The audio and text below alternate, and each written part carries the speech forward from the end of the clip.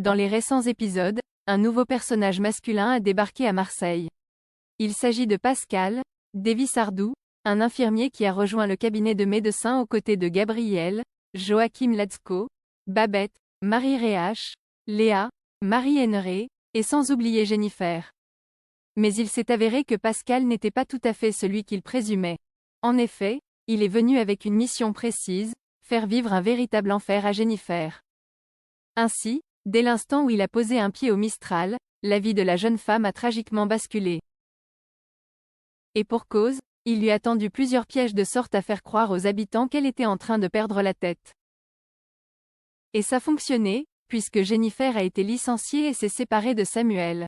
Sans se douter qu'il était à l'origine de tous ces malheurs, Jennifer s'est peu à peu rapprochée de Pascal, faisant de lui son unique confident. Les deux nouveaux meilleurs amis sont même devenus colocataires. Et c'est ainsi que la jeune femme a découvert le vrai visage de Pascal. Il s'agit en réalité de Laurent Castin, son grand frère. Et si cet homme a soudainement ressurgi dans sa vie, après de longues années d'absence, c'est pour se venger. Et pour cause, lorsqu'elle était enfant, Jennifer a involontairement provoqué la mort de leurs parents, dans un accident de voiture. Depuis, elle reste traumatisée par ce drame, tout comme son grand frère, qui veut le lui faire payer. Pour que Laurent ne la retrouve jamais, elle a été obligée de changer d'identité. En réalité, elle ne s'appelle pas Jennifer Mazeron, mais Ambre Castin. Elle a choisi ce pseudonyme en hommage à l'une de ses amies décédée lors d'une mission humanitaire au Soudan.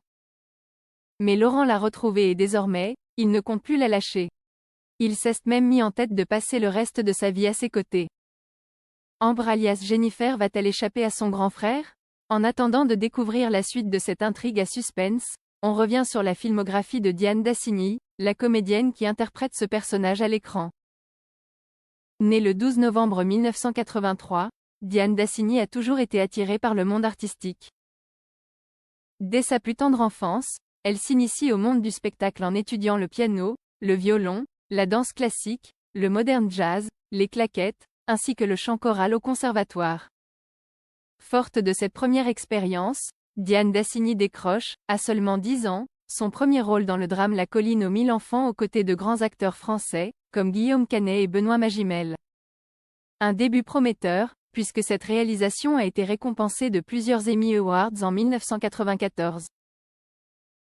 Avant même d'atteindre la majorité, Diane Dassigny enchaîne les tournages, des longs et courts métrages, ainsi que des séries télévisées, comme Docteur Sylvestre, Les Cordiers, Juge et flic, La Crime, ou encore Julie Lescaut.